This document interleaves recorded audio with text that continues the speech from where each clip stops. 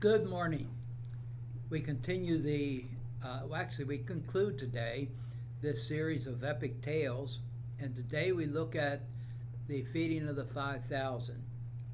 This is the feeding of 5,000. This miracle is unique in the fact that it is the only miracle that is included in all four Gospels, in just about the exact same form. We're looking at it in the Gospel of John today, and the Gospel of John is a little bit different in that it provides some detail that's not there in the other Gospels. But Gospel of John, the 6th chapter, the first 14 verses. After this, Jesus went across the Galilee Sea, that is, the Tiberias Sea.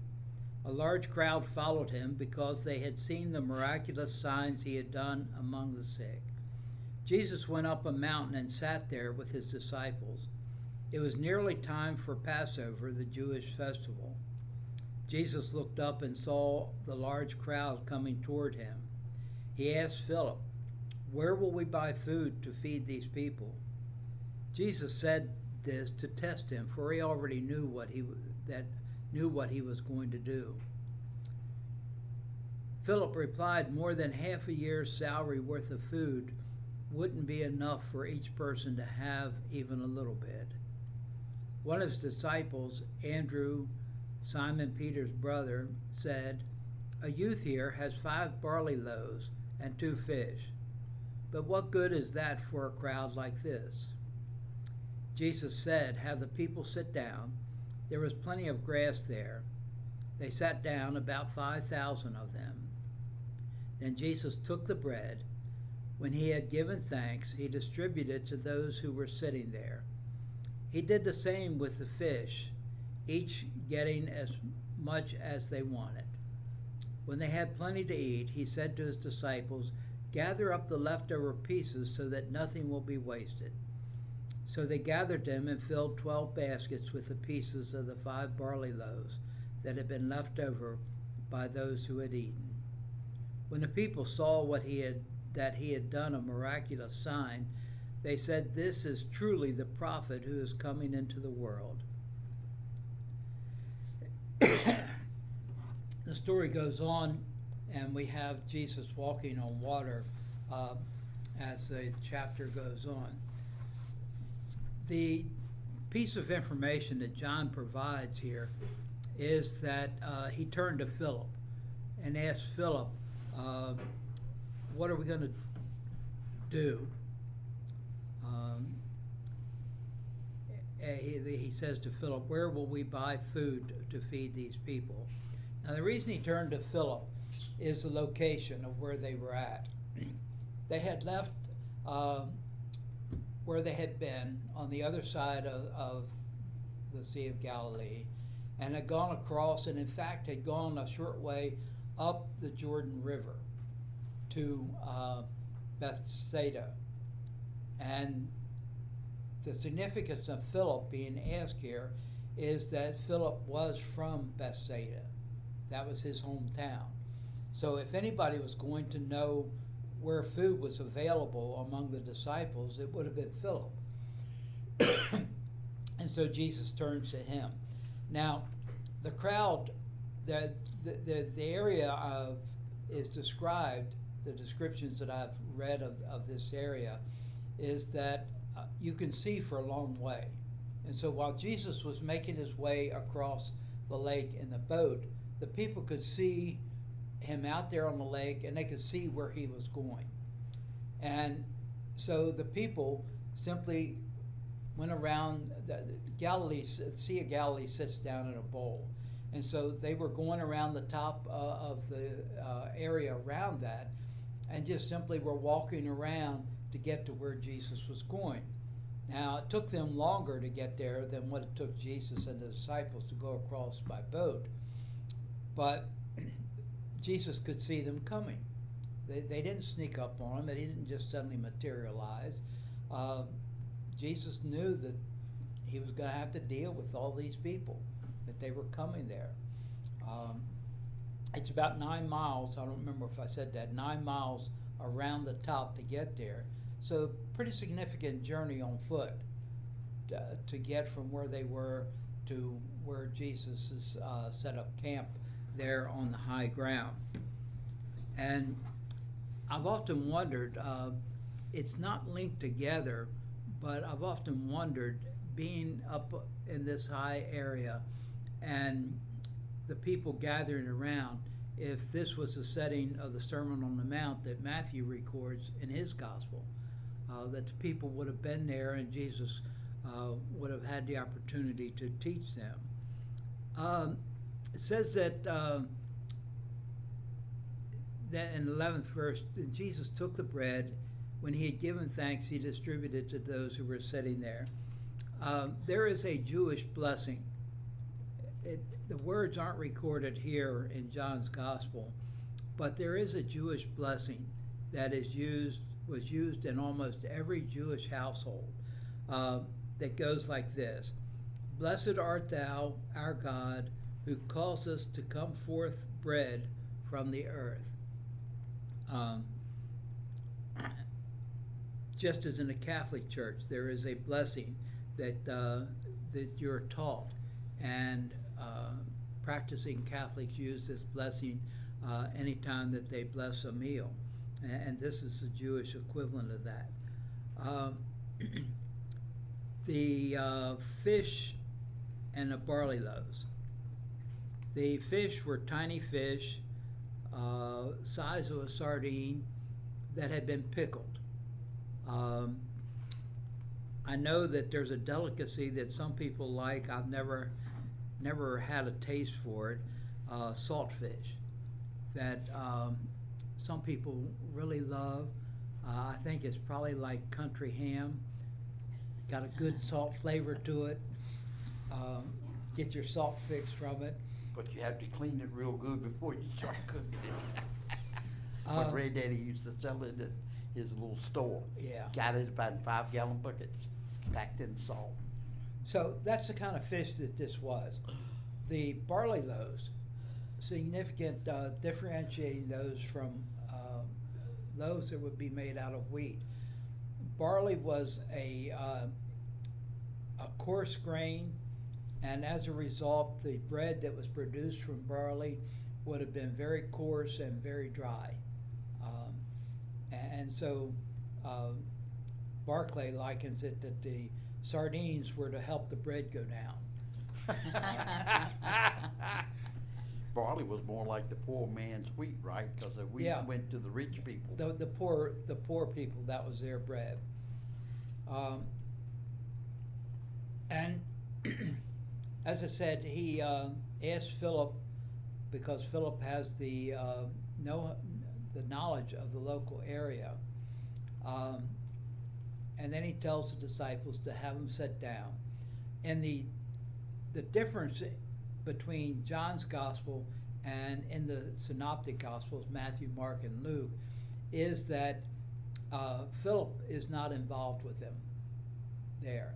In the other gospels, the accounting of this event, Jesus, when the disciples come to Jesus and he tells them that, they tell him that something has to be done. These people are out here away from home. There's no food out here. We need their request to Jesus is disperse the crowd, send them back home, so they can go get something to eat. And Jesus instead tells them in the other gospel accounts, he says, "You give them something to eat." In other words, he's calling them to action. And in John's gospel, he's still calling them to action, but after blessing the food, he instructs the disciples to start giving this food out, to distribute it to the people that have gathered there. I thought Andrew was the one that he. Andrew brought the boy, or made known the presence of the boy with the loaves. In the other gospels, it says he brought the boy to Jesus.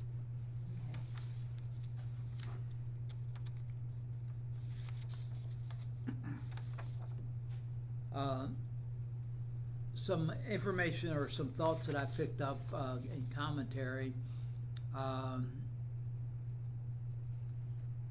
it's in the Gospel of John,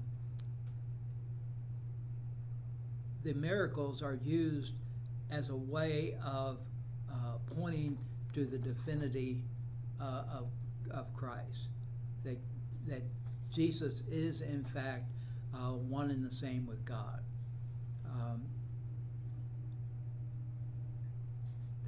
Jesus is the giver of good things. He performed the miracle to show that he is the giver of all good things and he can provide for people's needs. Jesus is present to calm fears. Jesus' miracles are a call to action. I want to come back to that. Jesus' miracles are a demonstration of his divinity. I already touched on that. And Jesus' miracles are a demonstration of his love. Though Jesus could have worked a miracle aplenty without the help of the disciples or the foresight of a little boy who had come prepared to eat, he chose another way. He chose to empower his disciples and those who witnessed this moment to be ministers. He called upon them to act with compassion.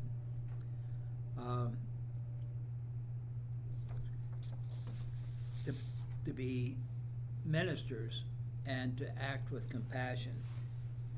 The first place that I encountered this, and I've seen it in other locations since then, but at Timberlake, what was then United Methodist, they're now disaffiliated as an independent congregation. But in that sanctuary, over the exit doors to the sanctuary, was posted a sign that said, "You are entering the mission field. As you leave the worship arena, the sanctuary, and go out from there, that you're going out into ministry, out into the field of mission to be Christ ministers." I've seen that in other churches since then. Bethlehem has it at the Bethlehem. parking lot, when you drive out the parking lot. I noticed that last week when we were down there. But I've seen that in other churches, this idea that we go out into mission. I've not always thought of the miracles as a call to action, as a call to ministry, but they're calling on action by the people. But when you look at them and think of it from that way, you see that there is a response that's required. In some cases, the response is faith. The action that's required is to have faith that this can happen. But no matter how you look at it, there's action required. Another thought that I ran into is that with Jesus, there is always enough, and without Jesus, there is never enough. In Jesus telling the disciples, as the other Gospels record this event, that you give them something to eat, he was asking them and telling them to do something that they had no capacity to do on their own. The only way that they could accomplish what he was telling them to do was with the interaction of Jesus in the doing of it. And I think there's a lot of wisdom to be picked up there. And the closing thought that I wanted to have here is William Barclay. He sums up his commentary of this event this way. He says that there are three ways that you can look at this. That the miracle was multiplying, that Jesus, in blessing the food, caused it to be multiplied so that there was enough there to feed everyone. In Guidepost, this has probably been it's been more than 40 years ago, that there was an article in Guidepost about a ministry that had decided that they wanted to do something about the homeless people that were making their home around a garbage dump. and they were making their living by scavenging in the garbage dump. And so getting a good head count on how many people were out there was very difficult, and they prepared a meal to take out to these people, and were horrified to discover that the number of people out there was significantly more than what they had anticipated and more than they had prepared for. But the article goes on to say that they fed everybody there, and there was still food available to distribute after it was all said and done. So there is that correlation there. On the multiplying end of it, says that he had them gather up the scraps. Now these aren't the crumbs or pieces of food that were dropped that because people didn't eat all of it. This is what's left over after taking a piece of bread and breaking a piece off, and you ate that part, and there's another part that you, from the larger piece that you broke off. Those are the pieces that the disciples gathered up. Those pieces that were left over after part had been broken off. That's what filled those 12 baskets. Barclay also offers up that there's a sacramental aspect of this in preparing for the Last Supper, and says that the rest of the chapter, as it goes on, uses language that Jesus later used in the Last Supper. So according to Barclay, there's a sacramental aspect of that. My mind doesn't really wrap around that. And the third aspect that he says that you can look at this event is that of sharing. That the people had food stashed away, but they weren't willing to produce food when they didn't know if everybody had food. And so after Jesus' blessing what the boy had, and that starting the distribution of it, that the people started sharing what they had. And that, as you recall from covered dish suppers, that there's always enough, there's always food left over. And when I first read this, my first thought was that this somewhat takes away from this being a miracle. But it really doesn't. It just changes the miracle into another form, one that we don't always think about. But I would submit to you that you could look at this any of these three ways, and it's still a miracle. It's still a call by Christ for us as disciples to do something, and then Christ being involved in our action so that it is accomplished. And that's, to me, the truth there, the significance of this. Any thoughts as we wrap this up? Another idea of that you said Philip was from that area and he knew about it. A lot of the people come to listen to Jesus from that area also. So they might have had some kids that like to do a lot of running. They give them, hey, take a little money and go get us a couple of extra loaves of bread. We're going to be here all day. So they could run to the town and come back before that 9-mile trek was done to catch up with Jesus.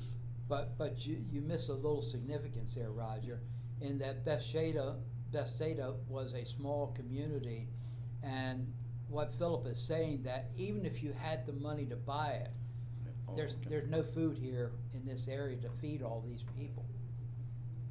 But you're right that some food could have been procured that way. Just doesn't call up half a dozen food trucks parked along the way. When I was at my home church where I grew up, shortly before we got married, I was the person in charge of the funeral dinners. And we had a person who had gone out of our church as a missionary to Africa, and she had passed away, and I was to do her funeral dinner. And the family claimed there was only going to be 40 people or so there. Well, I knew better than that, so I planned for 100. There was over 200 people showed up. And when they went upstairs the servers went upstairs to look in the sanctuary and there was no seats left, I just went to the pantry and I found, we used boxes of scalloped potatoes, and I just put everything we had in the roaster, and I had no more beans. Extra Which is water. significant there, no more beans. But I just put everything I had in the roaster and turned it up on high to make the scalloped potatoes. I had gotten chicken, but I got chicken for 100 people and rolls and everything, and I just stood in the kitchen watching the table, and I'd go fill up things, and the beans we never ran out of beans. We never ran out of anything. It was just, will always remember that. We Well, had enough to feed all those people. Danny Thompson tells a similar story, has told a similar story many times about the shepherd's table, that they've prepared and had people show up that they weren't expecting, and scrambling around and trying to make sure there's enough, and that there always is enough. Always a can of beef stew in the pantry there. Ann Jackson has done that several times. Yeah. Had to cook on the spot real fast to cover the shepherd's table. But here again, to me, the key ingredient here is the involvement of Christ in what we're doing. That we're not doing this on our own, by our own devices. And he was trying to make the disciples take ownership of serving those people. Like, go and serve. Don't just talk about it, but do it. Part of the preparation for the disciples when Jesus wouldn't be there, that they, but at the same time, knowing that he would still be with them if they would but call upon him, call upon his presence, that Holy Spirit that would be there. Well, this concludes the Epic Tales series, and we'll start a new series next week. Pastor Dawn is away this Sunday, and I will be bringing this message a little bit later. And we hope that you'll tune in if you're not able to be with us in person, that you'll tune in to our online broadcast. And if you're able to be there, I look forward to seeing you in our worship as we more fully expand this message. May God's blessings be upon you.